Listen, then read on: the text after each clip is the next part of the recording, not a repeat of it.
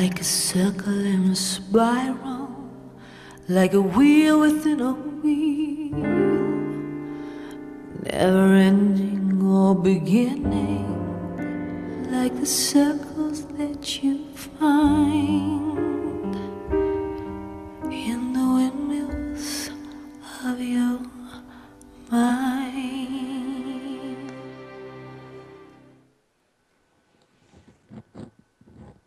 Welcome back, everyone, to this edition of the Stogie Geek Show.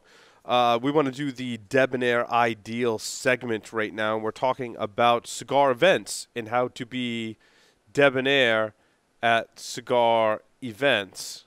Sorry, I'm back. Sorry, I went away there for a moment on video. So one of the things that I want to talk about that just kind of popped in my mind as I went to an event this past Monday, this week, actually. And I kind of had this mental checklist. So, Will, I'm glad you kind of did this segment about a cigar event. So here's, like, off the top of my head, Will, when I go to a cigar event, some things that are in my kind of mental checklist to be debonair. Number one for me is to dress somewhat nice. And I don't mean you need to be in a three-piece suit, right? But I like to dress nice when I go to a cigar event. I like to put on nice shoes, nice pants, a belt, sweater, button-down shirt kind of thing, and look presentable and nice when I go to a cigar event. Because it's a classy kind of thing going to a cigar event. Totally agree. Yeah, and the other thing, too, for me that's on my mental checklist when I go to an event, I make sure that I take a really nice cutter and a lighter with me. I mean, anytime you're at a cigar event, there's always you yourself and other people around you who are cutting and lighting cigars. And I always like to make sure I have a fully charged lighter, a nice cutter, and I bring my nice cutter. I bring my lighter that has my initials on it, for example. This past one I brought my nice Zycar butterfly cutter with me. I don't bring a plastic cutter or some plastic lighter. Like, I make sure I have my nice stuff with me. Along those lines, I may bring a nice travel case. And, I may throw one or two cigars in there, but that's kind of like my third thing is, and I've made this mistake before, when I go to a cigar event now, I always smoke the cigars that are provided at the event. So, way back in the beginning, I was like, I kind of want to smoke my own cigars when I go. And I kind of learned over time that it was much more debonair to smoke only the cigars that are at the event. And sometimes that's hard. We struggle with that, right? But I always smoke the cigars that are at the event now. And I may bring my travel case in case I don't smoke all the cigars that are given to you at the event. But if I bring a travel case, I'll bring a really nice one with me as well. Those are kind of my top three, Will, when I go to a cigar event. I don't know about you. Yeah, I mean, and they're all good things, In fact, I've even learned, couple of things they're all offshoots to that, if you're wearing your, there are some nice polo shirts in the cigar, but make sure you're not wearing your, someone's competitor's shirt.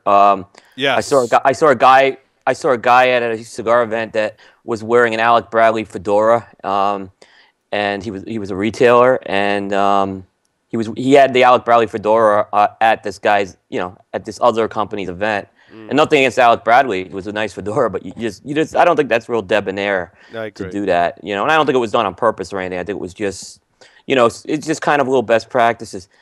This may be a little controversial, what I'm going to say here.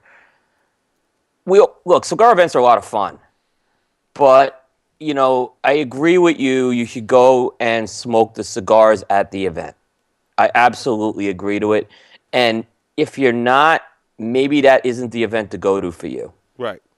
Yep. No, I agree. I really do, and I'm not telling people don't go to it, but it is an event. It's that retailer's night. It's that manufacturer's night. So I think it is important whether you pay for these cigars or not. Mm-hmm. So, and usually I like at least at a minimum to go in and do some sort of a purchase that night. Yeah, I agree as well. In fact, I have to do that tomorrow. We'll talk a little more about the Mr. J's event that he did with Nat Sherman, which was a fantastic event. and they offered some great deals that are ending this week. So I have to go take advantage of that tomorrow. And that's good too. A lot of retailers will do. That's a real debonair thing of a lot of retailers. Yeah, and yeah, credit yeah. to The other Mr. way J's around. to do that. Yeah, credit to that. Yeah. So those are really the things I would say is it is you're at the event, you want to just it is an event, there is a cost associated with the event in a lot of cases, so you want to support them the best you can. Yep, I agree. All right, are we on to smokes of the week now? I think we are. Very cool. You want to start, Will? Yeah. I'm gonna go a little out of order, and I'm gonna save my big one for the end. Okay. So, but there's a couple I know there's one you and I smoked, so we'll kind of make sure we time those together. But I'll kick it off. I had a new cigar that just hit the U.S. market this week, or not this week, in the last few weeks. It's the Vega Fina Nicaragua by Altadas. And then why I say it is the cigar was actually released to Europe back in the fall. And if you've I'm starting to pay a little more attention to a lot of what Altadas is doing. And they have been slowly bringing the Nicaragua Puros to each of their brands. So they did one with Romeo Julieta. They did one with Monte Cristo. They did one with Juan Lopez. Now they're doing it with Vega Fina. Vega Fina, for people who don't know about this brand, it's actually one of Altadas' more popular brands in Europe. So it's a brand that does very, very well over there. It tends to be a milder smoke. So, this is not something you're going to give to someone who wants a full-strength, full-bodied smoke. They tend to be on the milder side. And this Vega Fina Nicaragua, it's a beautiful-looking cigar, okay? My problem is, and I'll just say it, they put an orange secondary band that says Nicaragua on it, and it reminds me of a very popular cigar branded with Nicaragua. Interesting. So, I mean, I don't know, that's my opinion there. I'm not saying anything was copied. I just said maybe there could have been another color. That being said, the cigar was an interesting smoke. And I think what I liked about this cigar is they kept true to the Vega Fina brand theme, namely not an in-your-face cigar. So it's a milder cigar. It's got notes of earth, fruit, and pepper. Which are kind of those earth and pepper, kind of very Nicaraguanese notes. But what I liked about it is that pepper was very subtle throughout the whole smoke. So you got just a little bit of that Nicaraguan pepper, and it wasn't very heavy on the palate. And I think, again, if you're a Vega Fina, and I've smoked some Vega Finas, and a lot of them are really good, this one fit in real nice. My only problem with the cigar is it was an ugly burn. It wasn't a bad burn. It was ugly, so the burn line blistered very easy, and it tended to burn very jagged, although it wasn't tunneling or canoeing or anything like that. Nice cigar. It's $6. I gave it a $5. I think it's definitely, if a cigar you may want to check out, and for the price, pick up 5 of these if that's your profile of a cigar. Excellent. So I am embarking on this little journey. And I've been wanting to do this, I think, since we started Stogie Geeks. And I think this year I probably will do the most formal exercise in that I want to smoke almost all or as many as I can of the cigars on the Cigar Aficionado's Top 25 list to see what I think of them.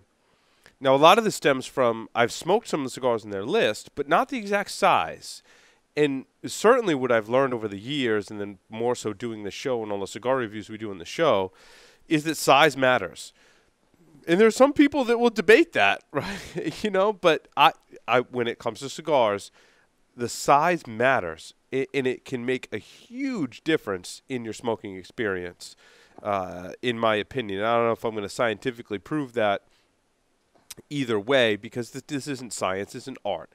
Blending cigars, smoking cigars, the way the smoke hits your palate and mouthfeel and taste and flavor and aroma is, to me, way more of an art than it is a science. So to come up with this kind of more scientific list of what the best cigars are is very difficult. Of course, there are many like Cigar Aficionado and several others that have a lot of criteria, and do things in a certain way. Their methodology very much speaks to, I think, coming up with a great list of what they believe the cigars of the year, and we do our own, of course, as well. So there were a lot of differences between my list and Cigar Aficionado's list and many other in cigar media who produce lists. So, not starting. Paul, go before ahead, you Bo. do that, real quick, Yeah. what did you think of the list this year? Because I gotta say, I thought of all the years, this is one of the better years of a list they did.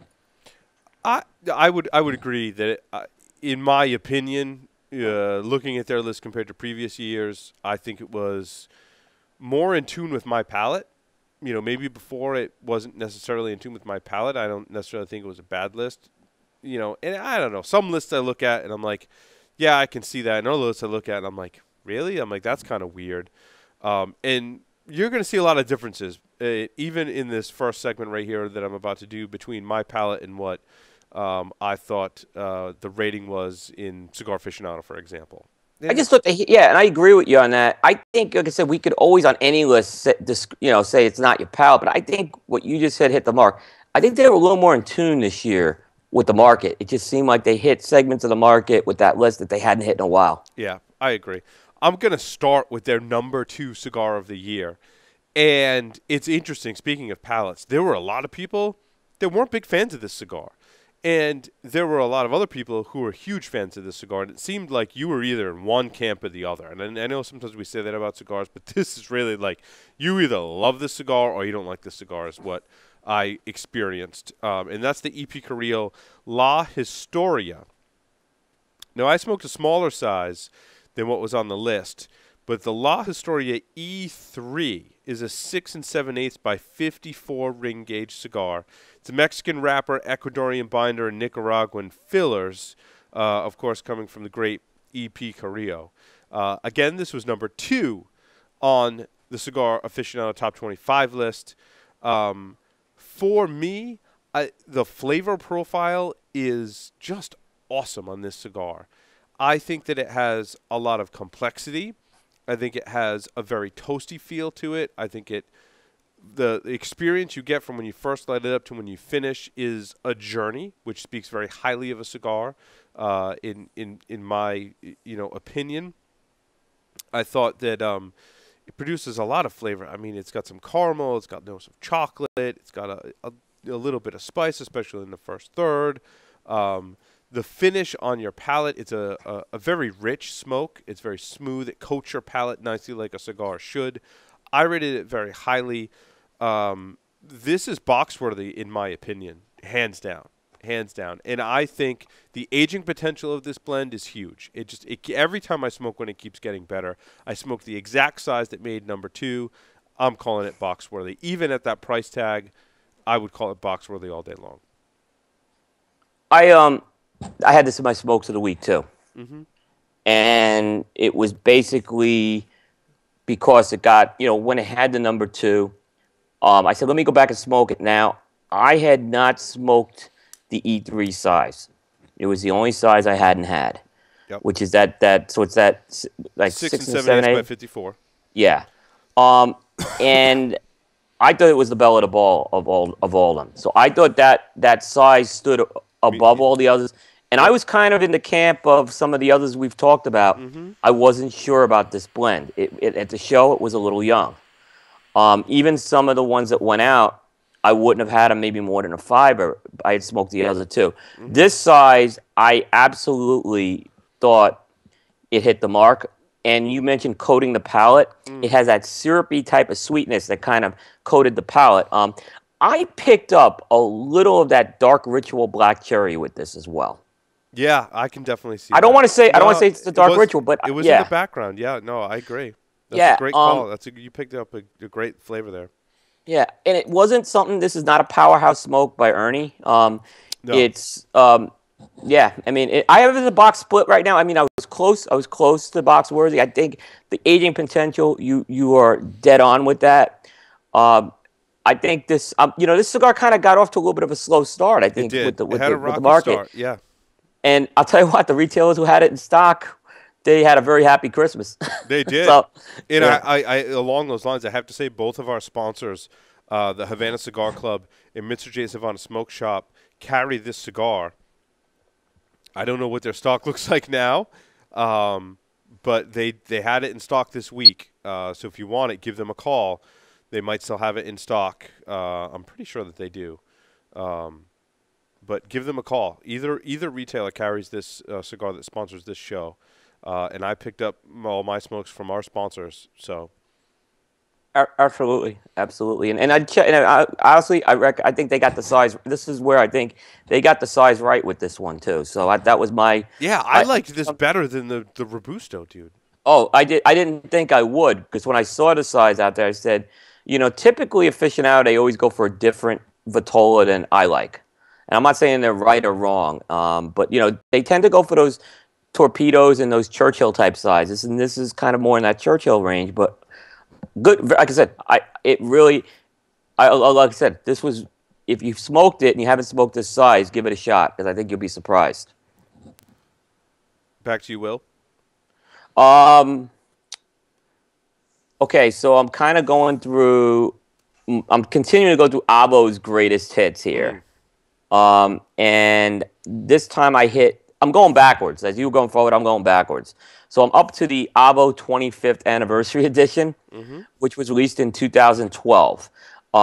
This is the only one that's not an official Abo limited edition. Yeah, it's a limited edition, but it's not part of that annual birthday series. It's a Dominican Puro that has a Criollo Sun-Grown wrapper, Piloto binder, and it's in a 6x52 series. And I have some pictures in the Stogie feed. If you're an Abo fan, this sampler is great. The bad part about it is you got to pull it apart and smoke it, but it does look nice. So I like looking at the pictures at least. The Abo 25th, I mean, I had it a couple years ago, and I'll just kind of come out and say it. I was disappointed with it. I just thought, compared to some of the other Abos, it kind of was missing something. I just couldn't put my finger on it. And this time around, it didn't change much. I mean, I kind of was still disappointed with it. I wanted to like this cigar a lot. It looks nice. It's got the Abo name on it. It's got some black pepper. It's got a little bit of chocolate, some earth and grass, but it was just missing something. And I don't know if it really lacked some sweetness that I would want with that. I don't know if it was the flavors didn't go together, but it was also, the only difference I saw with this one as compared to when I first had it, seemed this was much more dialed back. I mean, if it was medium at max in terms of strength and body. I gave it a try one at this point, and like I said, compared to some of the other Abos that I know that are in this set, this one just didn't stand out for me. Interesting. The next one I smoked was actually the #1 cigar of the year for Cigar Aficionado. That's the Oliva Milano Perfecto Figurado, they call it. Oliva Serie V Milano Figurado. It's a 6.5 by 52 ring gauge, Ecuadorian wrapper in Nicaraguan binder and filler. This wasn't a bad cigar by any stretch of the imagination. I liked it. I think that the shape of this cigar really does some cool things with the Milano blend. I think if you smoke a lot of the other sizes of Milano, yeah, they're pretty much all in the same kind of category. This one definitely stood out for me as doing some different things, and I think the shape definitely had something to do with that. However, it wasn't my favorite size in the Milano. In fact, I liked the Milano Maduro Torpedo, I think, even better than this. When I finished the cigar, I was like, you know what? I like that Maduro even better than this one. It's got the Milano Figurado's got some interesting. It does some interesting things with pepper. I think it's got an interesting representation of the pepper kind of family of flavors, which makes it somewhat unique. As for my palate, it didn't blend so well. I would call it a 5er. I think that pepper is going to dissipate over time. And because of its unique experience, having 5 of these in your humidor is certainly something that I would want to have. But for me, it was just a 5er and certainly not on my top of my list. But I could see where they're going. I think this is a very unique cigar. Have you smoked this one, Will? Yeah, I have. And that size just never did it for me. Yeah.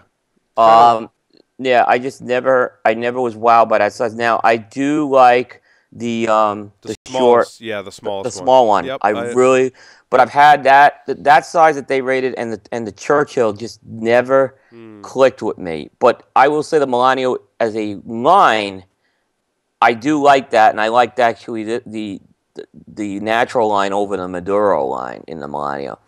Uh, so I didn't see this one coming at number one. No, I didn't. I wouldn't have chose this one either. I mean, but 2 years ago, when that cigar was released, It was hot. it was hot. So I think it's a case of maybe they were 2 years too late with this. But 2 years ago, if this was Cigar Aficionado would be the heroes of the industry if they had picked that 2 years ago. Absolutely, absolutely. Now I haven't smoked it recently that size. I So, did. I smoked it this week. You have. Yeah. So I haven't. But like I said, the one I tend to go to at Milano is that Corona size. I agree. I like the Corona size in this blend way better. Yeah. Back to you, Will. Okay. So we had our friends on, Chris and Kyle, a few weeks ago, and I know that we smoked the Ezra Zion Tantrum PAs, and I had actually smoked as my second cigar the other new cigar they came out with, which was the FHK. Yep. In the Truce, which is that I'm going to say Lonsdale type size. And I was really enjoying that cigar that night on the show. But, I was smoking on the show, we're talking, but there was something really unique about that cigar that I thought was different. And I'll be honest, I've read reviews of this cigar, and I've seen people kill this cigar, and I saw our friends at Blind Man's Puff, who are on next week, give it cigar of the year. So there's a lot of differences. I went ahead, I had some time off. I smoked this on break, and I'll tell you what, I really did like this cigar. It's a unique blend for them in that they're using a multinational blend. It has a San Andreas wrapper, which folks know I'm not the biggest fan of. Indonesian binder, Brazilian and Nicaraguan filler. Here's the thing, and it was kind of funny because there's another cigar I'm going to talk about that was in this wheelhouse for a different reason. I thought this cigar was what Kyle said on the show. It would go perfect with a lager drink. It's got a lot of these lager type of flavors in it. It's got that malt. It's got a little bit of that chocolate stout, and it's got this white pepper. It's a medium cigar, and it kind of builds up slowly to medium to full, so you're going to pick up a little more as it goes along. And I got to just say, even when I smoked it on the show and when I smoked it again, that burn was like exceptional. It's the best way to put it. That thing just burned with no maintenance whatsoever. I'm in the camp. I love this cigar. I have smoked another size of this, which I would not put in the box-worthy categories. I'm going to put the Truce. But this size is probably the best size I've had so far in it. The 44 ring gauge just seems to work real well. It's a box-worthy cigar. Yeah, the FHK just didn't do it for me. I like the Tantrum better. And I've smoked a couple of each. I want to go back and I think smoke both of these with a beer. I think you can too. I think you can too with that Tantrum. Like I said, the FHK is probably the most one of those cigars that I've seen. It's polarizing. People like it or they don't. Yeah. No, definitely. Next up on my list was another one from Cigar Aficionado's list. This one is actually rated number 3. So we went through 1, 2, and 3. And this is the Illusion Fume de Mor Clemente size, 6.5 by 48. Now, what I found interesting was both number 1, number 3 were similar kind of sizes. They're both pretty large cigars. I mean, this is kind of like a This is kind of like a Churchill Jr., right? Yeah. So it's a long Corona Gorda, yeah. A long Corona Gorda or a shorter Churchill, right? And the EP Carrillo is definitely a larger size cigar. The Milano kind of being the in-between size. But there were still, all three of them are pretty long smokes in their top 3. There's no Coronas or Robustos in their top 3. Which I thought was kind of interesting. So you really have to set aside some time if you want to go do this. This is a Nicaraguan Puro, and we've talked about this blend in the past. Now, smoking this size, I love the Robusto in this size so much more.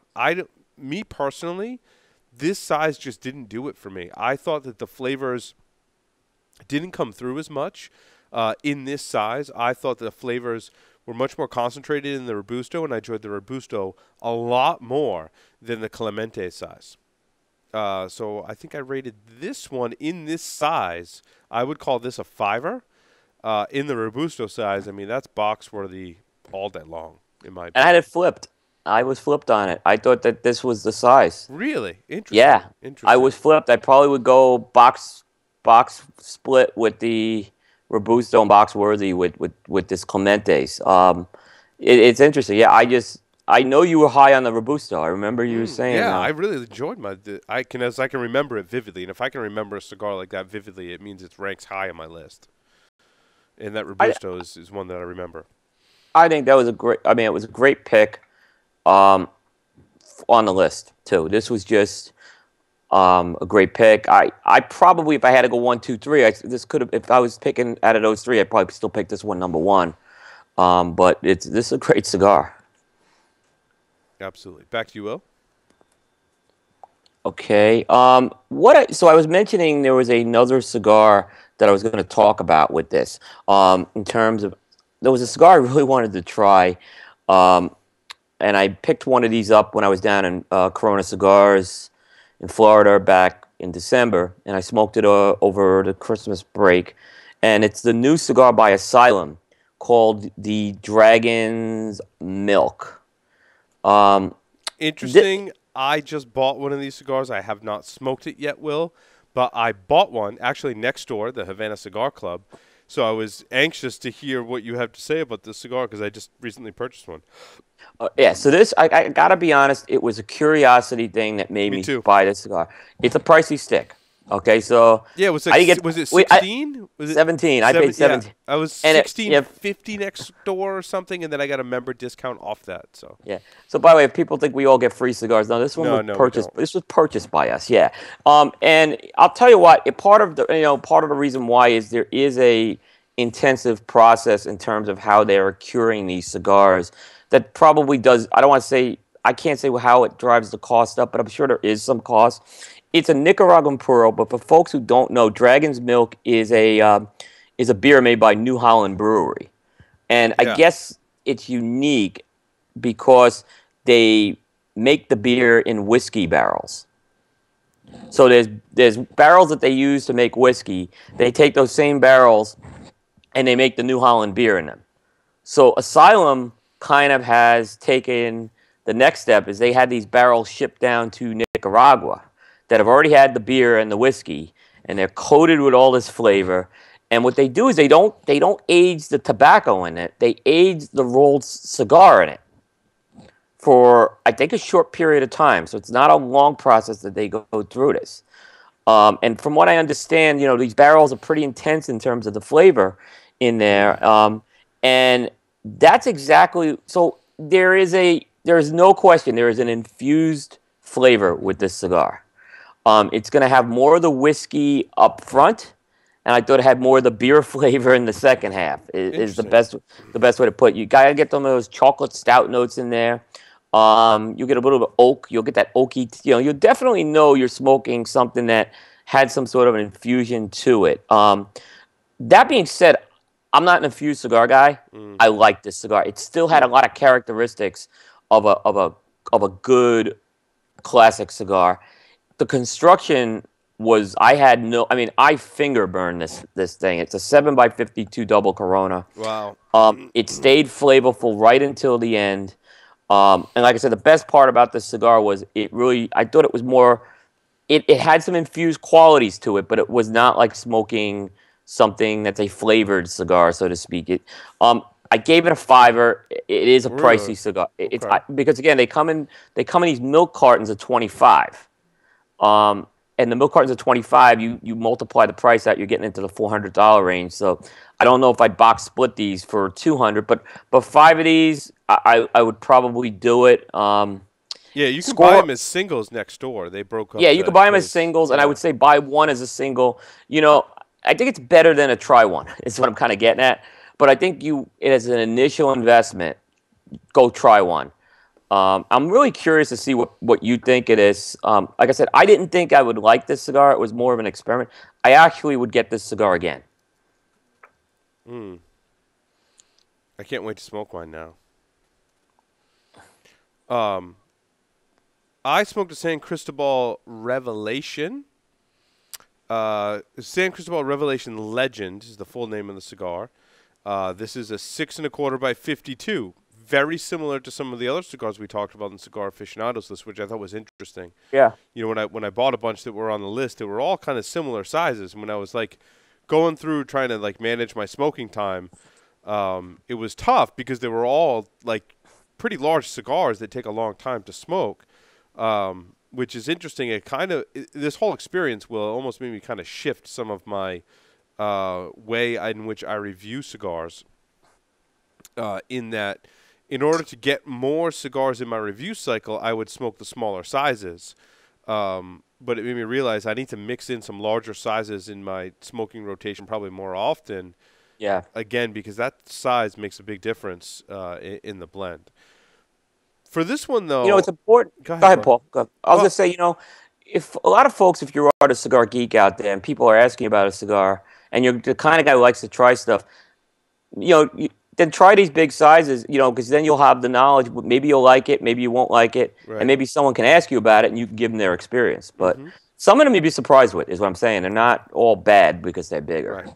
This is, of course, made by My Father Cigars, and it's an Ecuadorian wrapper with a Nicaraguan binder and filler. And I was not really impressed with this size at all. I remember the San Cristobal Revelation. I would say it's a solid 5er in my book. I think I smoked a smaller size previously on the show. This larger size I kind of rated as a try one. And again, I think my expectations were a little higher because it was up on the list. It's a reasonably priced cigar. I mean, the cigar was like $7-8 around that price tag. For me, this was a try one. I mean, it didn't really hold my attention as much as certainly the number 1, 2, and 3 cigars did on their list, and certainly says some other cigars that I smoked in my regular rotation. So I would call this one a try one. What did you think of this blend, Will?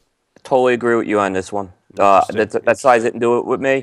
Some of the other sizes did. That one did not. I'd have it as a try one. Another one of those cigars, I just think it varies from size to size, and it's one of those cigars that does benefit from some time in your humidor. Interesting. Back to you, Will. So how many more you got? Because I have a big one coming up, and so I could do the big one now, or we could do a few more of yours.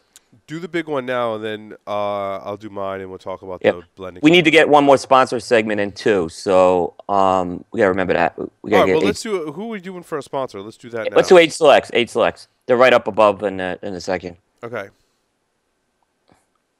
They are. Oh yeah, I got them. Okay. Okay. Aged Selects provides cigar enthusiasts with premium long filler cigars aged at least 5 years at an extraordinary price. The expert buyers at Aged Selects go to factories of major cigar manufacturers and buy cigars that have been aging for years. The team at Aged Selects inspects them, smokes them, and packages them up, ensuring that you are getting the best quality cigar to smoke. The best part is they're provided to you at a very affordable price. Order them today at cigarfrontier.com. I'd like to thank Age Selects, our wonderful sponsor. That's awesome. And they sponsored your list this year, Will. They did, yep. That's awesome. Yep, they That's did, awesome. yep. And, yep. But, so over to your big cigar. Yeah, so Age Selects, which has some great cigars at great prices. I'm gonna talk about a cigar that is kind of not that. not that. Okay. I made the decision, and I think I sent Paul a message saying I'm a cigar smoker and I have a problem.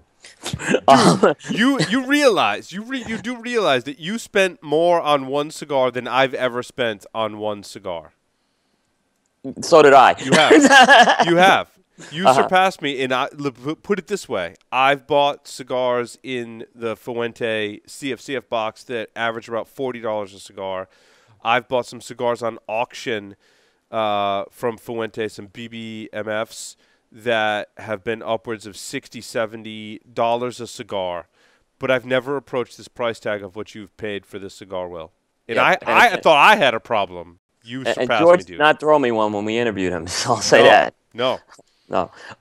It's the 50th anniversary Maduro. Now, is this the Puros Gold? Is that also what they're calling this cigar, or is that a different one? It's the same cigar. So apparently, about a year ago, Rob Report came out and they were talking about this project, Yep. and the name they were given was Puro's Gold. But the project, and it was the same thing. It was going to be in the humidor, Yeah. high end premium. But whatever it is, they didn't go with the name. Okay. So So same they're cigar, calling but it, yeah. Okay. yeah, they're calling it the Hammer. In tribute to Yep. Jose Porderon. But let me talk about this cigar. So what And is then the name of this cigar now? it is officially the Padron 50th anniversary, the Hammer. Not the 50th anniversary that we talked about before that's on the Cigar Aficionado list and all that stuff. Okay, so yeah, that is the Family Reserve. Family Now, Reserve, right, 50th. right. Okay. So what they really did is they did 4 cigars this year, and this is where I think there's been a lot of confusion with this. Yeah. They did the 50th anniversary in a Maduro Natural, and then they did the Family Reserve number 50 in a Maduro Natural. Yep. So the Family Reserves are going to be more widely available. Almost regular production like their other Family Reserve lines. Yep. Yep. Yeah, and this one is going to be a much more limited production. They did an initial allocation of 50,000 cigars in 1,000 humidors, 50 per humidor. What they are going to do more production of them. So they are going to, if you buy this humidor, which is $5,300, which I did not buy the humidor. So $5,300 for a humidor of 50 cigars. It's the Padron 50th anniversary, the Hammer cigar. You have to buy 50 cigars in either natural or a Maduro wrapper for about $5,000 for 50 cigars. Correct. If you want that humidor, and there's some pictures from the trade show I have of the humidor, and that humidor, and I saw when you see that humidor in person, and it opens up. Yeah, it's beautiful. It was done by a guy by the name of Nelson Alfonso. He did a lot of packaging for the Bahique. He's doing the packaging for the Atabays from Selected Tobacco. So this guy's a packaging genius. This is not a cheap humidor. This is an absolute collector's item. Well, it's not a cheap humidor. It's not a cheap cigar. I look at it when we were talking about it when I was talking with some other folks, but this is a luxury item, right? This is, I mean, you're spending $5,000. You get 50 cigars in a gorgeous humidor. Right. So a lot of the retailers, basically, who ordered these, basically said, you know what? I'm going to find that. I'm going to find that buyer. person, that one buyer, and sell it. Yep. So many of the retailers did not. They got them, and you never saw them. I kind of liken this. It's kind of interesting. It's kind of a business kind of thing and marketing kind of thing. Bugatti and others sell really expensive cars, and they only make a few a year. And DuPont, to a certain extent, right, in the cigar industry, kind of does that with their lighters, like very expensive. They don't sell a whole lot of them. I think Padron is kind of angling this, and the retailers are latching on to this. If this is a luxury item, someone who wants to spend the money and has the disposable income to buy a luxury item like this is going to buy this one cigar, so they're not breaking them up. And I can't say that I blame them for that. Right. Now, some did, and I happened to find one who did. And when I found that one who did, I was kind of sitting there and said, okay. Yeah, how much per cigar now, Will? Because now we've established the price of the humidor with the cigars is $5,000. Right. But now when the retailers have broken up this box, what's this cigar going for per cigar? I paid exactly $150. So I paid $106. $100. Which, again, $106 you paid for one single cigar, Will. Now, I've been told off the record that this has been packaged as a package. A package. $5,000 is the package price. But if the humidor wasn't in it, this cigar would probably, and I'm probably going to get in trouble for saying this, but it's probably in the $40 range. Yeah, okay. Okay? I'm not going to say, but I'm just saying that's what I've heard secondhand. I did not hear this from the Padrones. So you're look, when I pulled the trigger to order this cigar, I knew I was overpaying for it. There was a curiosity factor. I'd never smoked the Millennium. And to be honest with you, in the media, I wanted to talk about it from a media standpoint. So I looked at it. This is not something, and I'm going to say it's not something you're average. If we didn't have a show and a media presence, spending $100 for one cigar is not something we recommend, right? No, it's not something we would do as your average cigar smoker. So take that with a grain of salt. Like when we review it, we did it so people could understand what the cigar is, kind of thing. I still think you have a problem. We need to have an intervention, but that's beside the point. Especially after I get through with this, we got to say. But um, so it's very important. When I went to review this cigar, I was really torn if it's Yeah. bad or good. So normally we do factor price in our Stogie Geeks rating. And I'll kind of say this: it was the best Padron I ever had. It is a home run of a cigar. It is this cigar is so smooth that I can't tell you how it's so smooth. It's got a lot of chocolate. You're definitely getting some of that cedar off the humidor. And you smoked the Maduro? I smoked the Maduro. I could not find the natural. Okay. It had it seemed more in the wheelhouse of a 64 anniversary, but it wasn't a 64 anniversary. You could tell that it was an absolutely well-made cigar. I mean, I finger nubbed this thing. There's some pictures on Cigar Coop of the burn I got on this thing as I went along. I mean, it was everything an Oasis cigar should be. You'll crawl across the desert to get one, but you're going to overpay for this one. Yep. That's all. That's kind of how I have to say it. It's an Oasis cigar. And like I said, if that's our definition, pursue relentlessly, crawl across the desert of broken glass, and build a new humidor to store the boxes, I'm going to do it. However, you're going to overpay to make that happen. Yeah. It's the best way to put it. Really enjoyed it. I would get another one if I could. Right. You would buy another. That's what I'm saying. We need an intervention because at $106, I think you would buy another one, wouldn't you? I finished the cigar, and here was the thing. I wanted another. You called the store. I didn't. I didn't call the store. I did call the store. Yeah. So I do want to smoke the natural. I'm not. I just think this thing was just all the planets were aligned with this thing. Hey, it's a bucket list luxury item cigar. It's crazy to do it. Luxury item. Yep. You know, I've seen people buy some crazy bottles of liquor at some prices. This is something you have to make a personal decision. I was glad I did it. I don't regret doing it again. Again. So here's what I would love to try one of these cigars. I would love to have a box of these cigars. The problem is, like you said, it's very much a luxury item, and it's a really high price tag luxury item. And when I've purchased some high price tag luxury items for the show in the past, I look at some of the CFCF boxes I've purchased from Fuente, which are around $1,000 or $900 or so, and I've purchased two of those in my lifetime and talked about a lot of the cigars on the show. That's a lot of money, dude. That's a lot of money. $40 a cigar to get the, however many that come in the various open. They're different, right? And then I was looking at this Padron one, and I'm like, it's $5,000. And I thought about all the other cigars and accessories and humidors I could buy related to cigars for $5,000. And it was an interesting decision that you have to make. And the other thing was you have to make the decision as to whether or not you want to buy the natural or the Maduro. And there's no humidors that are split between natural. You don't get a humidor with 25 natural, 25 Maduro. That would help my decision process a little bit.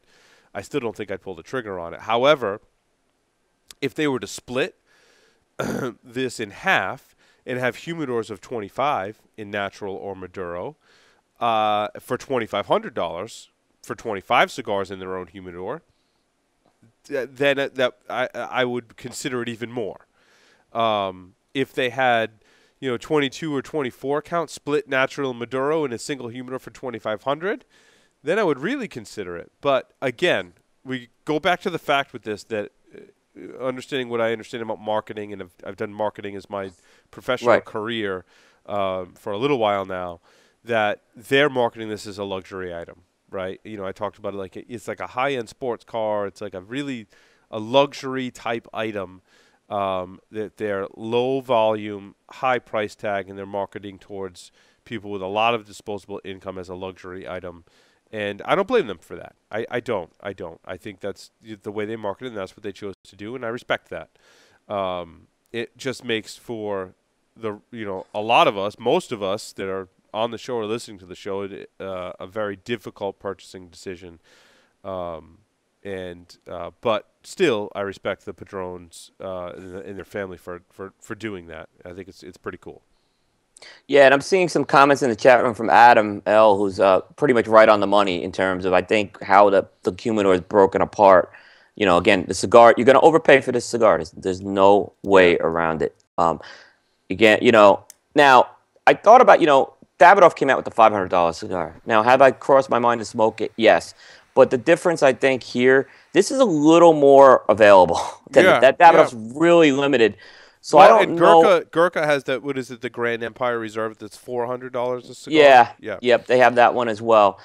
This one, I just think it's going to be around. They're going to be doing refills of them. So some of these retailers maybe getting explain refills. that. I heard if you buy a humidor, you have the option to refill it, right? So here's what happened. You get the humidor. You actually register the humidor as an owner. So kind of it's like registering a car. Mm-hmm. You go online and you register the humidor. And then that's yours. You get a certificate of ownership to it. If you sell the humidor, you can transfer the owner. You transfer the title of it. Whoever holds the title has the right to purchase a refill at least once a year, it sounds like. Mm-hmm. But you have to go to that retailer you bought the humidor from. So Padrones actually, and George was telling us about this when I met with him. I've never heard of that before with cigars. It was a complicated process. I bet. It was kind of one of those things. They wanted to do it. He wasn't sure he could do it because the process was difficult. So they had to come up with a process to make this work. Leave it to the Padrones. They did. So some of the retailers who are keeping the humidors are going to be able to refill these things. So I'm assuming unless they sell the humidor. If the retailer keeps it, they maintain the certificate of ownership, and when they sell out of all the cigars, they can refill it. Yeah, or they could sell the humidor and sell the title to it. Sell the title to it, and that person can order more cigars. Yeah. Now, I know one retailer who hasn't gotten his yet, and he's going to keep it, and he wants to keep the humidor in his shop. So he's going to sell the sticks, and he hasn't told me what he's selling. Out of the humidor. Yeah. Well, that's right. I mean, that's pretty cool. You know what? And I tell you what, if you have a nice retail shop, the humidor is it's a showpiece. It really it's look, like you said, you made it a luxury item. Mm-hmm. It's not something. If I had disposable income like that, then I can consider it. I don't know if I would. Wow, I thought $50 for a Davidoff Salamone was a lot. Which is I tell you what, that's but that's twice the size of a cigar too. You look at that. It is, yes, yeah, exactly. Yeah. What's the size on the cigar? 6.5 by 52. Okay. So it's a little longer than most Padrones. It's not a small cigar. It's not a small cigar. It doesn't, you'll get a good hour and a half to 2 hours because it's the 52 box press is more like a 48 Parejo. So but it burned. Like I said, it was, and I was able to finger nub that thing. So I got every ounce of flavor out of that thing. It got sweeter as it went along, which was real interesting. Excellent. Yeah. Well, we will not be raffling one off. There's rumors about that. No, we will not be. Yeah.